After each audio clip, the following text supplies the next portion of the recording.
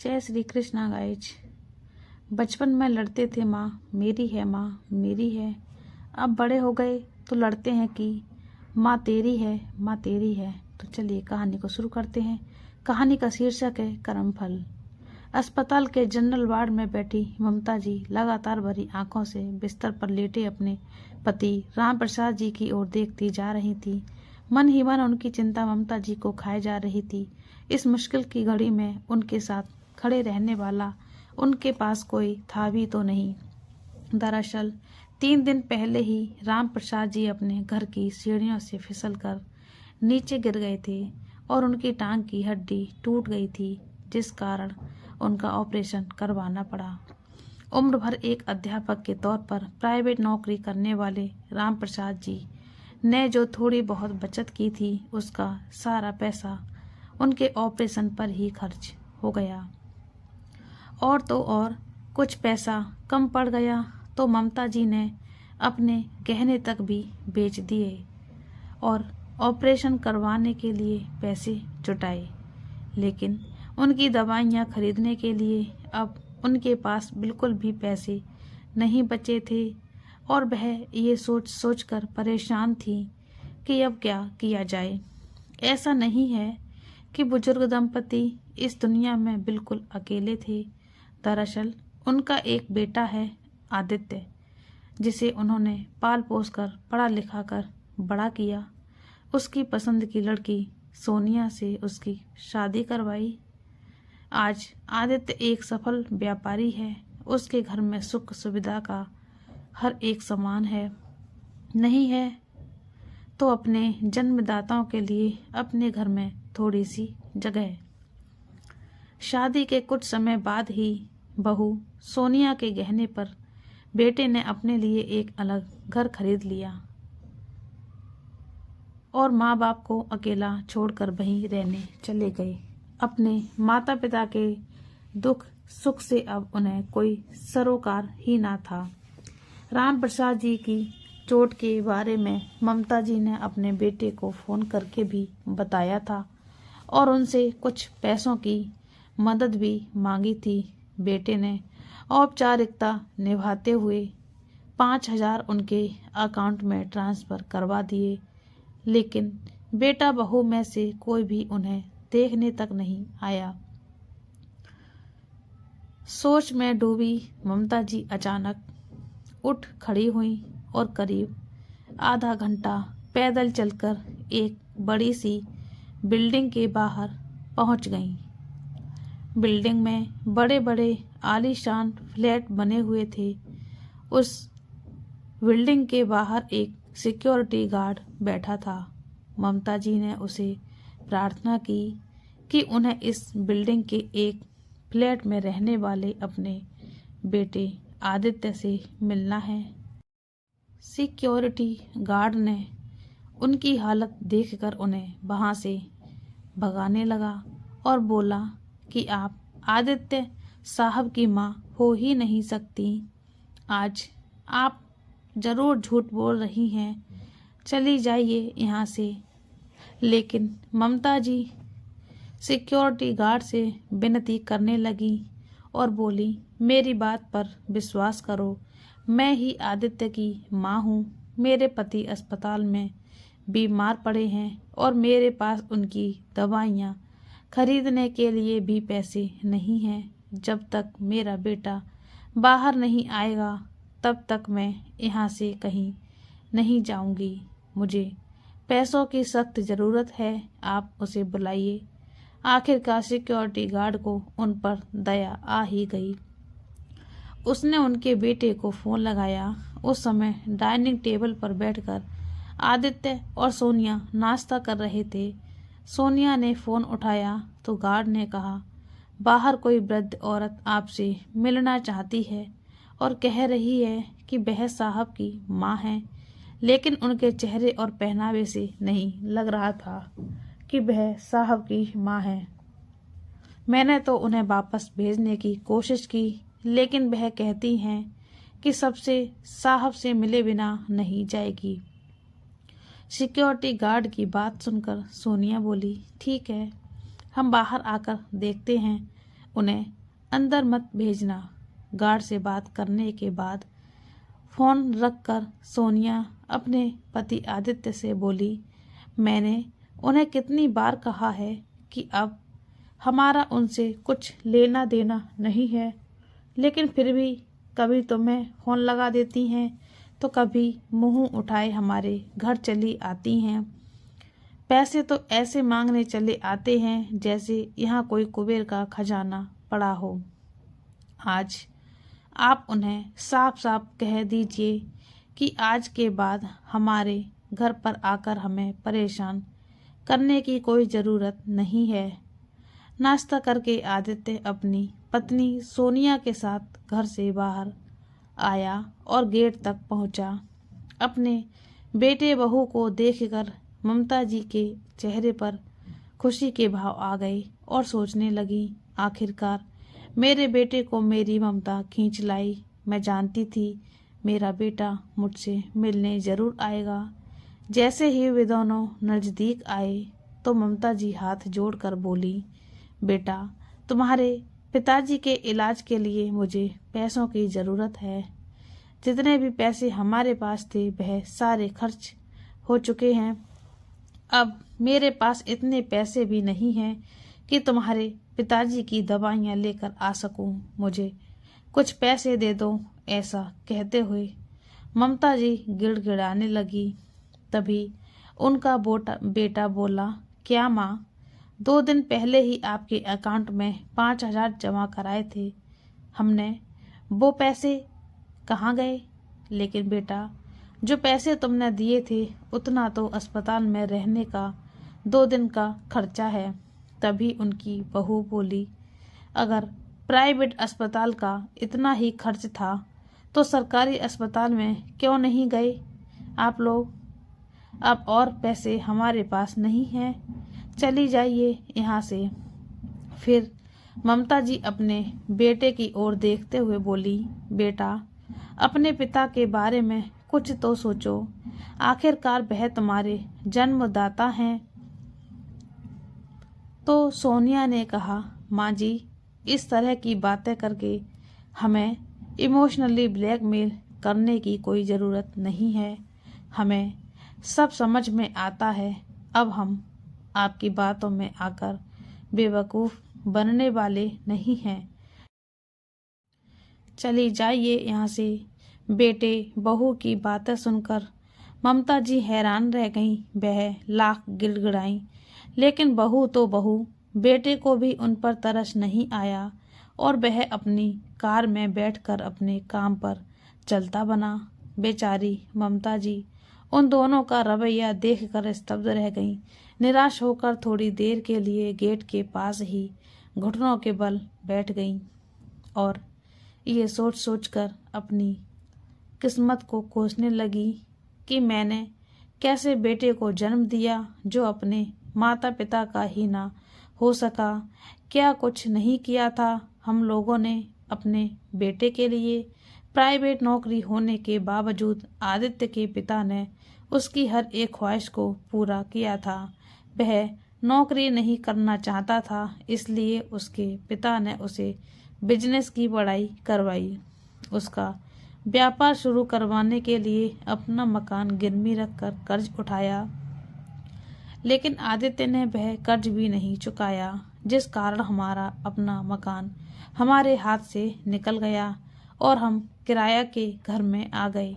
और आज जब वह खूब तरक्की कर रहा है तो अपनी जिंदगी से अपने माता पिता को ऐसे निकाल कर फेंक दिया है जैसे कोई दूध में से मक्खी को निकाल कर फेंकता है। काश अपने बेटे पर सब कुछ दांव पर लगाने से पहले हमने अपने बुढ़ापे के बारे में भी कुछ सोचा होता तो ऐसी नौबत कभी ना आती। अपने ही बेटे बहू ने आज मेरे साथ जैसा व्यवहार किया है ऐसा तो कभी किसी पराये ने भी नहीं किया होगा। क्या उसे अपने माँ बाप की तकलीफ भी नजर नहीं आई?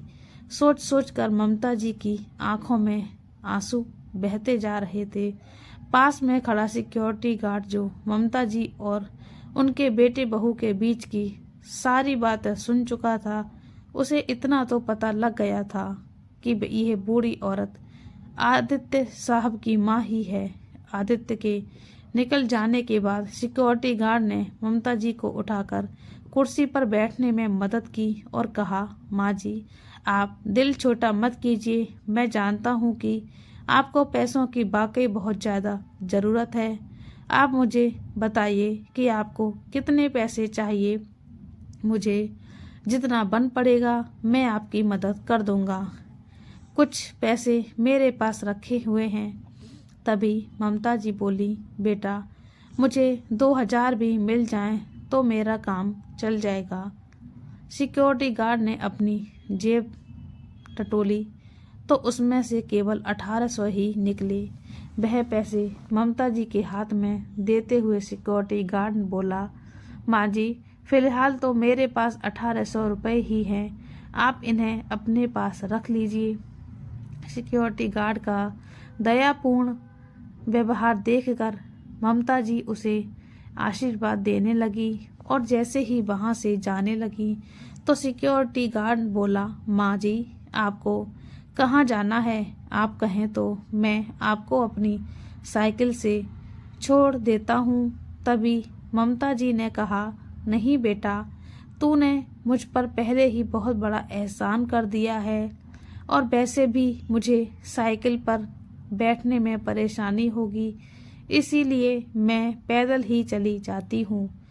ऐसा कहते हुए सिक्योरिटी गार्ड के सिर पर हाथ रखकर उन्होंने ढेर दुआएं दी और बोली, बेटा, जब मेरे बेटे बहू ने ही मेरी मदद करने से इनकार कर दिया तब तुमने मुझ पर इतना बड़ा उपकार किया। तुम्हारे इस एहसान को मैं उम्र भर नहीं भूलूंगी। तभी सिक्योरिटी गार्ड बोला, अरे माँ जी, आप भी कैसी बातें करती हैं? इन पैसों से तो आपका एक दिन का भी दवाइयों का खर्च नहीं निकल पाएगा। ममता जी ने अपने हाथ में लिए पैसों की ओर एक नज़र डाली और फिर अपने पल्लू से बांधकर अस्पताल के लिए निकल पड़ी। उधर अस्पताल में राम प्रसाद जी उनका बेसब्री से इंतजार कर रहे थे। वे समझ चुके थे कि उनकी पत्नी अपने बेटे से मदद मांगने गई होगी। सोचने लगे कि बेटे ने इतने पैसे तो दे ही दिए होंगे कि हमारी परेशानियां कुछ कम हो जाएंगी। एक तो मैं यहाँ बिस्तर पर लाचार पड़ा हूँ, तो दूसरी ओर पैसों की इतनी तंगी हो रही है और बेचारी ममता, इस उम्र में उसे कितनी भागदौड़ करनी पड़ रही है। अभी राम प्रसाद जी ने सोच ही रहे थे कि इतने में ममता जी उनके पास पहुंच गई। जैसे ही राम प्रसाद जी ने उनकी ओर देखा तो पूछने लगे, मिल आई अपने बेटे से? कुछ पैसे दिए क्या उसने? लेकिन ममता जी का उदास चेहरा और आंसुओं से भीगी आंखें देखकर वह तुरंत समझ गए कि उनके बेटे बहू ने अपनी माँ के साथ कैसा व्यवहार किया होगा। उनका नालायक बेटा दौलत की चकाचौंध में इतना मस्त हो गया है कि उसे अपने बूढ़े माँ बाप की तकलीफ़ें भी दिखाई नहीं देती। इससे पहले कि राम प्रसाद जी कुछ कहते, तभी ममता जी पास रखी कुर्सी पर बैठकर फूट फूट कर रोने लगी और बोली, अब हमारा बेटा हमारा नहीं रहा। आज हमारे बेटे ने मेरी ममता और परवरिश को शर्मिंदा कर दिया है। मुझे उससे ये उम्मीद बिल्कुल भी नहीं थी। मुसीबत के समय उसने हमें बिल्कुल अकेला छोड़ दिया। अरे, हम तो अपने बेटे को सफलता के शिखर तक पहुंचाने की जद्दोजहद में अपना सब कुछ लुटा बैठे, ये सोचकर कि बुढ़ापे में यही बेटा हमें सुख भरी जिंदगी देगा। बेटा को तो हमने ऊंचाई पर पहुंचा दिया, लेकिन बदकिस्मती से वहां पहुंचने के बाद उसे अपने माँ बाप ही दिखाई देने बंद हो गए। आज उसके घर के बाहर खड़ी हुई मैं पैसे की भीख मांगती रही, लेकिन आपका बेटा अपनी कार में बैठकर वहाँ से निकल गया। जिस समय ममता जी रोते हुए ये सारी बातें अपने पति को बयां कर रही थीं, उसी समय राजवीर नाम का एक युवक उनकी सारी बातें सुन रहा था। राजवीर शहर का एक बहुत बड़ा बिजनेसमैन था, जो साथ वाले पलंग पर लेटे हुए एक व्यक्ति का हालचाल जानने के लिए आया हुआ था। लेकिन जब उसने वृद्ध दंपति की सारी बातों को सुना तो वह उठकर उनके पास आया। उसने जैसे ही राम प्रसाद जी की ओर देखा तो उन्हें देखकर हैरान रह गया। कभी राम प्रसाद जी उसके अध्यापक हुआ करते थे, जिन्हें वह भगवान की तरह पूजता था और उन्हें गुरुजी कहकर संबोधित करता था। उसके मुंह से अचानक निकला, अरे गुरुजी, ये आपको क्या हुआ? आपकी ये हालत कैसे हो गई? तभी राम प्रसाद जी हैरानी से बोले, बेटा तुम कौन हो? माफ़ करना, मैंने तुम्हें पहचाना नहीं। क्या तुम पहले कभी मिले हो? तभी राजवीर ने उनके चरण छुए और बोला, मैं राजवीर वर्मा हूँ गुरुजी, आपका वही नालायक शिष्य जो आपकी शिक्षा के सहारे ही आज लायक बन सका है। क्या आपको याद है, मैं आपके यहाँ ट्यूशन पढ़ने आया करता था? तभी राम प्रसाद जी अपने दिमाग पर जोर डालते हुए बोले, हाँ हाँ याद आया, तुम उन्हीं वर्मा जी के बेटे हो ना, जिनका शहर के बीचों बीच कपड़ों का बहुत बड़ा शोरूम है। बाप रे, तुम्हारी कद काठी देखकर तो मैं तुम्हें पहचान ही नहीं पाया। जी हाँ गुरुजी, सही पहचाना आपने, लेकिन मुझे एक बात अब तक समझ में नहीं आई कि आपकी ऐसी हालत कैसे हो गई। माफ़ कीजिएगा, पास में बैठा मैं आप लोगों की सारी बातें सुन रहा था, लेकिन अब आप बिल्कुल चिंता मत कीजिए, आपका इलाज करवाने की जिम्मेदारी अब मेरी है। अब आपको कोई चिंता करने की ज़रूरत नहीं है। ऐसा कहकर राजवीर ने डॉक्टर के पास जाकर राम प्रसाद जी की सारी रिपोर्ट देखी और डॉक्टर से कह दिया कि अब उनके इलाज का सारा खर्च वह स्वयं उठाएगा। जब तक राम प्रसाद जी अस्पताल में रहे, उनके लिए तीनों वक्त का खाना राजवीर अपने घर से पैक करवा कर लाता।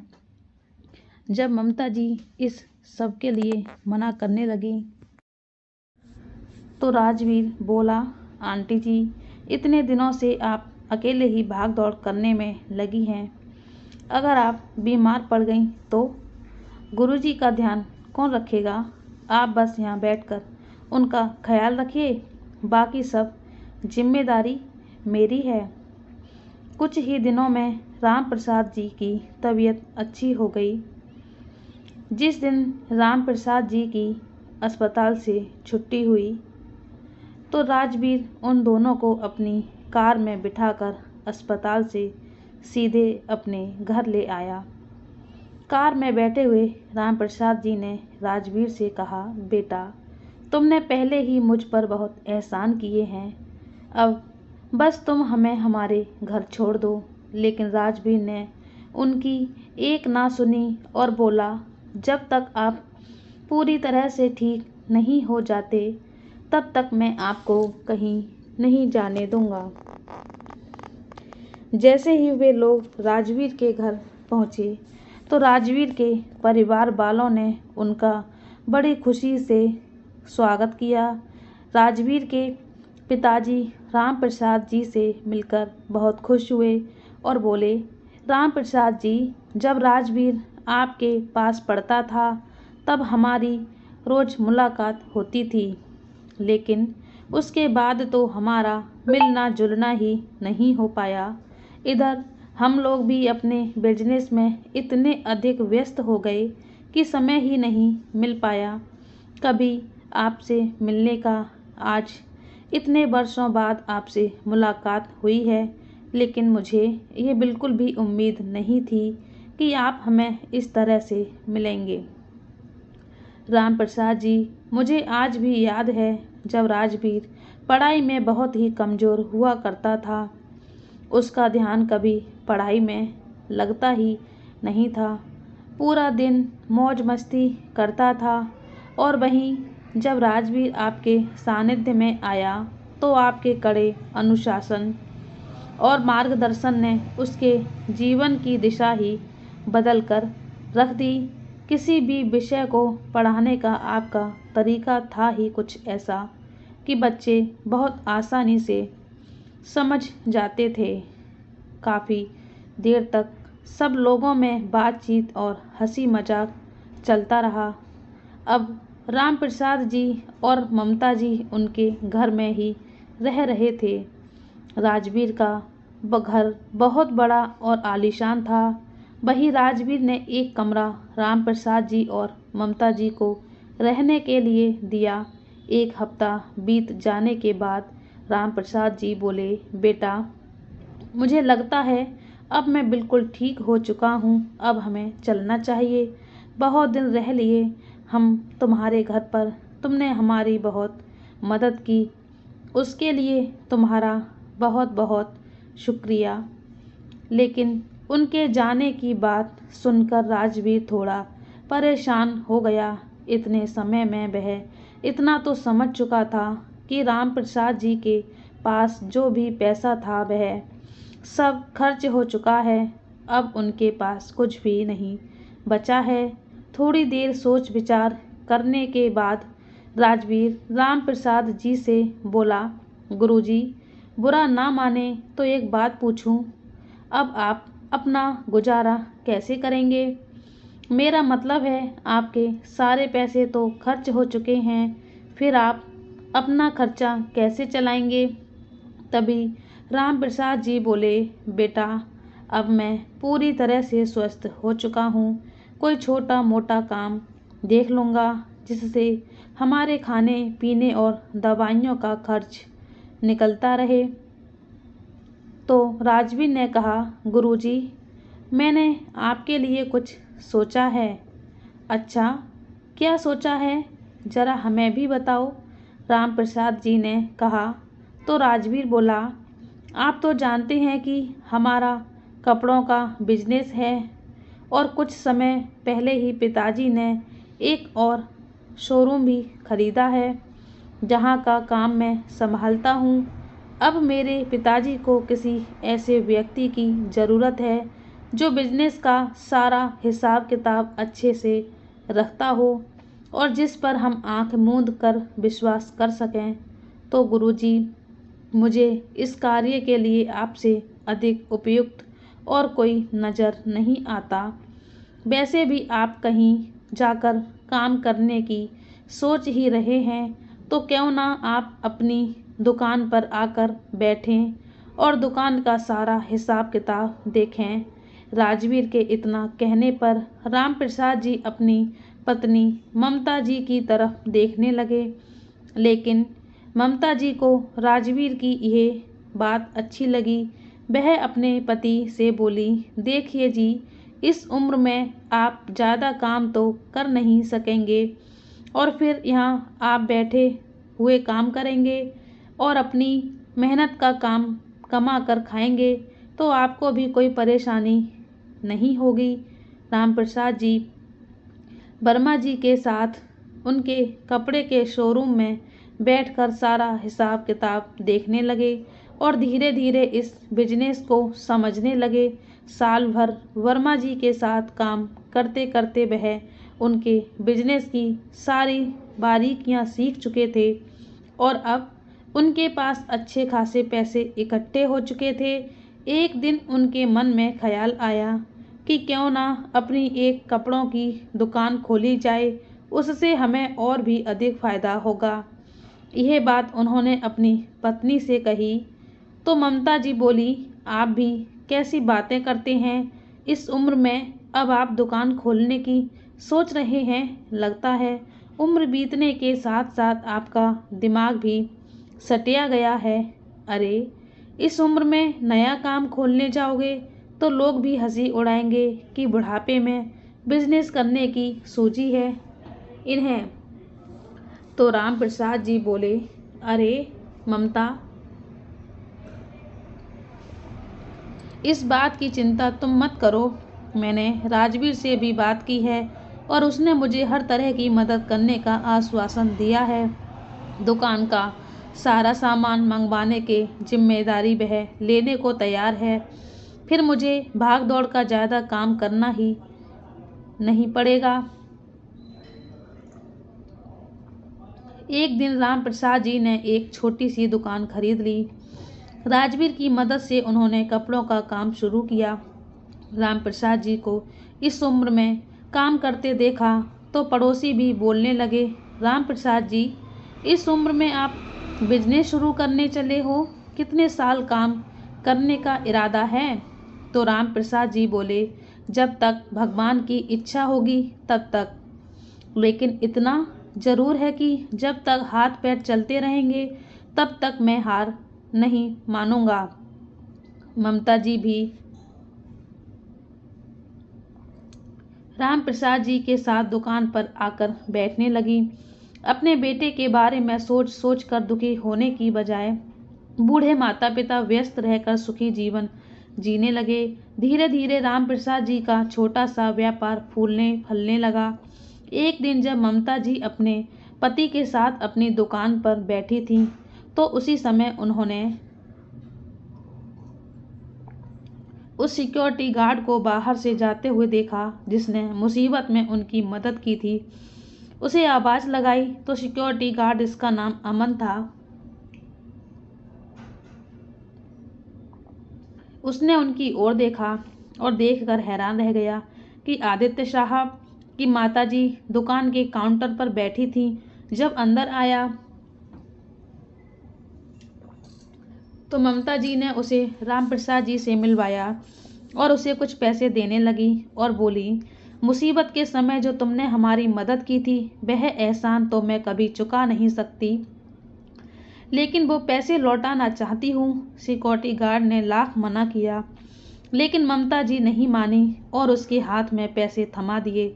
बातों ही बातों में सिक्योरिटी गार्ड ने बताया कि उसकी नौकरी छूट गई है, जिस कारण वह बहुत परेशानी में है। उसकी ये बात सुनते ही ममता जी और राम प्रसाद जी एक दूसरे को देखकर मुस्कुराने लगे और बोले, तो फिर सोचना कैसा, हमें भी यहाँ दुकान पर काम करने के लिए एक सहायक की ज़रूरत है, तो तुम आज से ही बल्कि अभी से हमारे पास रहकर नौकरी कर सकते हो। अब अमन की सारी परेशानी दूर हो गई, तो वहीं अमन का साथ मिलने से राम प्रसाद जी की दुकान का काम और भी अच्छा हो गया। समय बीतने के साथ साथ उन्हें अच्छा मुनाफा भी होने लगा और अब राम प्रसाद जी और ममता जी की पैसों की तंगी खत्म हो चुकी थी। 2 साल बाद उन्होंने एक छोटा सा मकान खरीद लिया और किराए पर घर से अपने खुद के घर में शिफ्ट हो गए। घर भले ही छोटा था, लेकिन दोनों पति पत्नी के लिए पर्याप्त था। देखते ही देखते 4 साल बीत गए। आज राम प्रसाद जी और ममता जी की शादी की सालगिरह का दिन था। सुबह के समय जब ममता जी नाश्ता लगा रही थीं, तो राम प्रसाद जी ममता जी से बोले, ममता, आज के दिन तुम मेरी ज़िंदगी में आई थीं। जब तुम शादी करके आई थीं तो मेरे बूढ़े माता पिता और 2 बहनों की जिम्मेदारी मुझ पर थी, क्योंकि कमाने वाला मैं इकलौता इंसान था। सारी जिम्मेदारियां निभाने के बाद हमने अपने बेटे पर अपना जीवन न्यौछावर कर दिया, लेकिन तब से लेकर आज तक मैंने तुमसे कभी तुम्हारी इच्छा के बारे में नहीं पूछा और ना ही तुमने कभी मुझसे कुछ मांगा। लेकिन आज हम सारी जिम्मेदारियों से मुक्त हो चुके हैं और हमारे पास पैसा भी है। उम्र के इस पड़ाव में ही सही, लेकिन मैं तुम्हारी हर इच्छा पूरी करना चाहता हूँ। आज तुम जो भी मांगोगी मैं वही ला कर दूँगा। राम प्रसाद जी ने इतने प्यार से कहा तो ममता जी ने राम प्रसाद जी से कहा, आप मेरे सामने सही सलामत खड़े हैं, मेरे लिए यही सबसे बड़ी बात है। मुझे और कुछ नहीं चाहिए और अब तो उम्र भी हो गई है तो कोई शौक भी नहीं रहे। तो राम प्रसाद जी बोले, श्रीमती जी, ख्वाहिशें उम्र नहीं देखती। इंसान बेशक शरीर से बूढ़ा हो जाए लेकिन दिल को हमेशा जवान रखना चाहिए। आप ये बताइए कि आपको क्या चाहिए। उसी समय ममता जी को वो दिन याद आ गया जिस दिन वह अपने बेटे के घर के बाहर खड़ी हुई उनसे चंद रुपयों की भीख मांग रही थी और उनका बेटा उन्हीं के सामने अपनी कार में बैठकर चलता बना था। फिर ममता जी बड़े प्यार से बोली, ठीक है, अगर आपकी इतनी ही इच्छा है तो हम एक कार खरीदेंगे। ममता जी की इच्छा जानकर राम प्रसाद जी को बड़ी खुशी हुई। वो बोले, ठीक है श्रीमती जी, आज के शुभ दिन पर ही हम कार के शोरूम में जाएंगे और एक नई कार खरीदेंगे। राम प्रसाद जी की बात सुनकर ममता जी के चेहरे पर मुस्कान दौड़ गई। अब उनके मन में संतुष्टि आ गई थी कि चलो छोटा सा घर भी खरीद लिया, पैसे भी कमाने लगे और अब एक कार भी आने वाली है। जो शौक जवानी में पूरे करने चाहिए थे उस समय तो पूरे ना कर सके, लेकिन आज बुढ़ापे में मौका मिला है तो दोनों पति पत्नी बहुत खुश थे। शाम के समय राम प्रसाद जी अपनी पत्नी ममता के साथ नई कार खरीदने गए। अमन को अच्छी ड्राइविंग आती थी तो उसे अपने साथ ले गए और सबसे पहले कार में बैठकर मंदिर में माथा टेकने के लिए गए।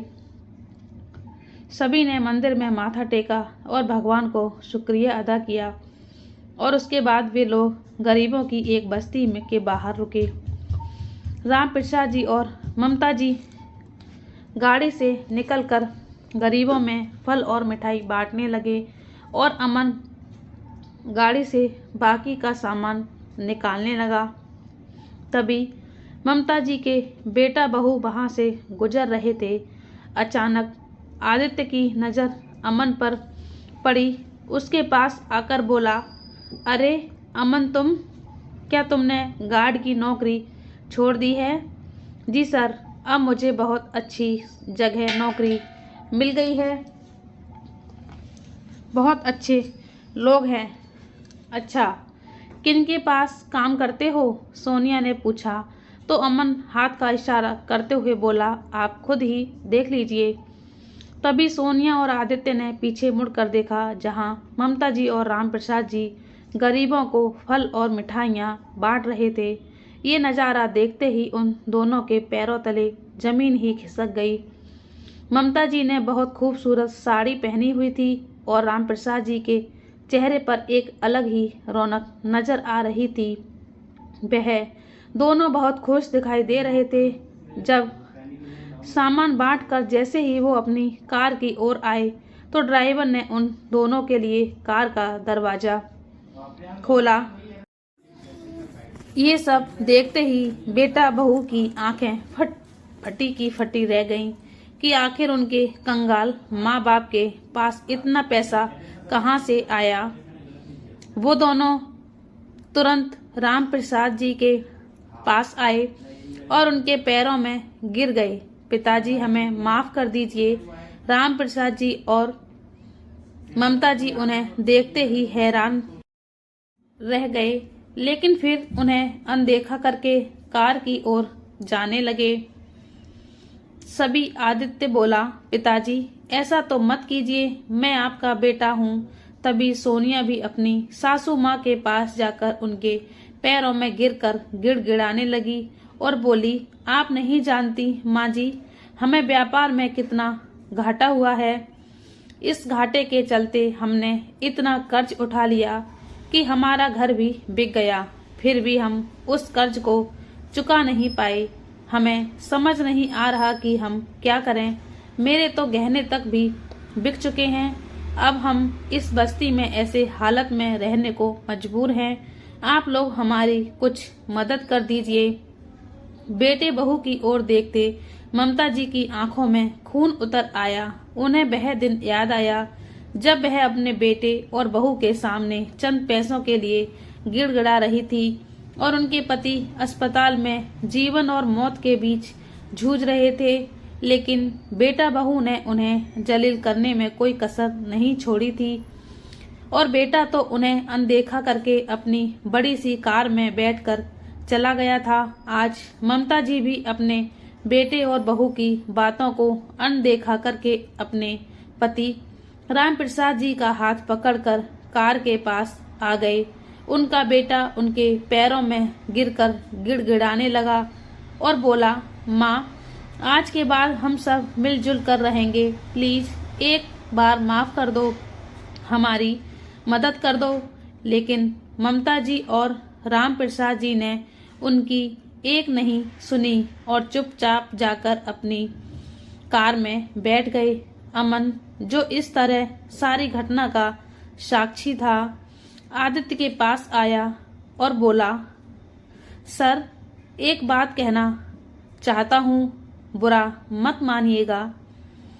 हम इस संसार में जैसा कर्म करते हैं वैसा ही भुगतान करते हैं, यही इस सृष्टि का नियम है।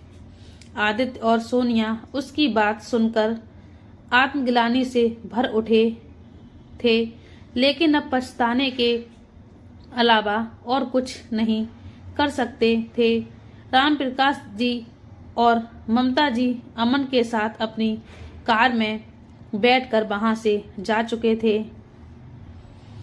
तो दोस्तों, ये कहानी आपको कैसी लगी हमें कमेंट करके बताना, और आप हमारे चैनल पर नए हैं तो हमारे चैनल को सब्सक्राइब कर लीजिए और बेल आइकन को प्रेस कर दीजिए ताकि हमारी कहानी आपको मिलती रहे। तो चलिए मिलते हैं एक नई कहानी के साथ। तब तक के लिए जय श्री कृष्णा, राधे राधे।